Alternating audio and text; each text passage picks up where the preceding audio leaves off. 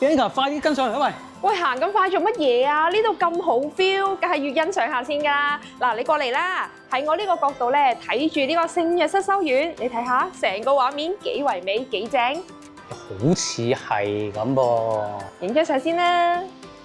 咁你又知唔知聖約瑟修院被老一輩嘅澳門人稱為澳門天主教嘅少林寺？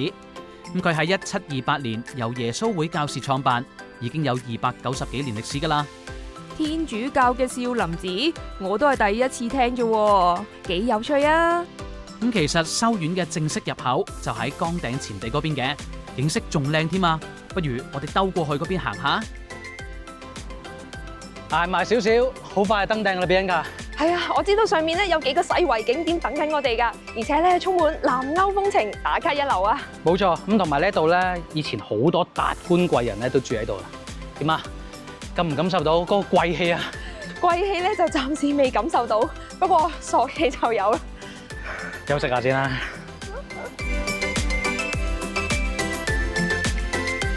崗頂前地一帶曾經係澳門富裕階層、葡萄牙貴族、富商嘅聚居之地，周邊圍繞住聖奧斯定教堂、崗頂劇院、聖約瑟修院同埋河東圖書館，每一座建築物都保留住往昔嘅歷史風貌。咁仲等咩啊？我哋都扮下貴族，打翻張卡先啦。點解咁多人嚟到崗頂打卡呢？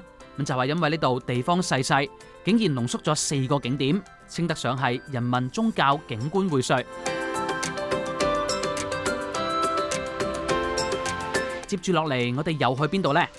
嗱，頭先呢你就帶我行啦，而家就輪到我帶你由東方斜巷慢慢行落去噴水池呢一區，我熟啊！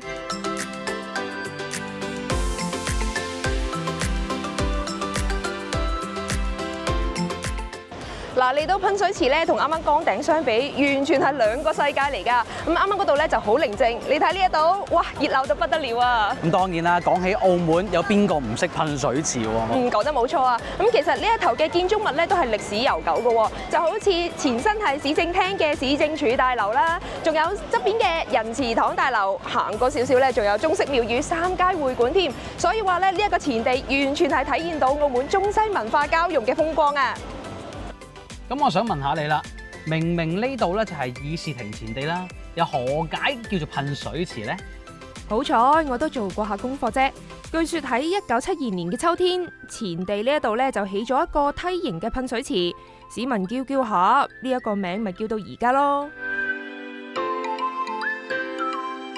第2條快閃路線就介紹咗啦，不如我哋由羅傑地巷行上去，直達大堂啊！